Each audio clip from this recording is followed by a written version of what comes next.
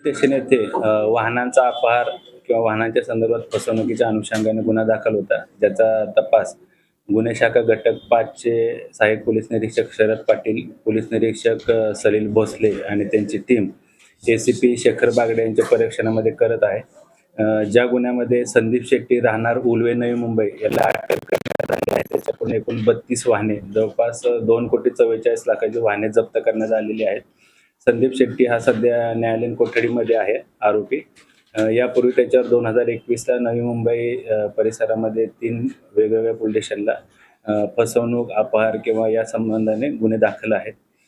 याची मोडच अशी आहे की हा फिर्यादी किंवा जे तक्रारदार आहेत त्यांची वाहनं भाड्यानं देतो किंवा अधिक तुम्हाला भाडं देतो अशी फसवणूक करून त्यांच्याकडून वाहन घ्यायचा. सदरचे वाहन तो इतर इसमांना गहाण ठेवायचा किंवा ते परस्पर त्याची विक्री करून जास्तीचे पैसे स्वतःसाठी किंवा स्वतःच्या फायद्यासाठी घ्यायचा, अशी त्याची मोडच आहे.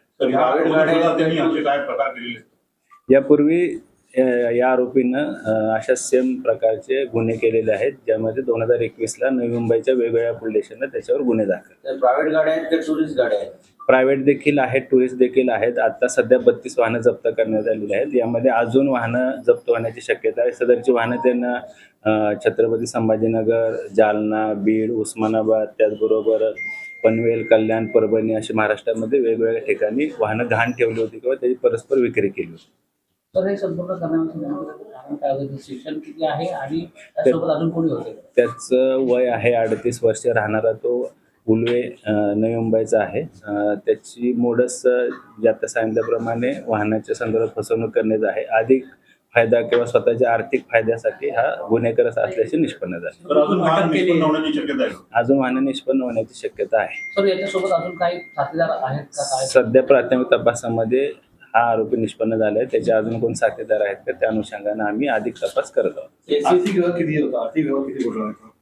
सध्या आपल्याला 32 वाहनं जप्त करण्यात आलेली आहेत आणि जवळपास 2,44,00,000चा मुद्देमाल जप्त केलेला आहे. अजून त्यानं सदर वाहनाच्या अनुषंगाने कुठल्या इसमांना पैसे दिले आहेत का किंवा सदर वाहनाच्या अनुषंगाने वाहनं गहाण ठेवून किंवा विक्री करून अधिक काय पैसे कमवले आहेत का किंवा स्वतःचा फायदा केला आहे का, त्याचा देखील आम्ही तपास करत आहोत. सर, ही वाहनं कोणत्या? ठीक आहे.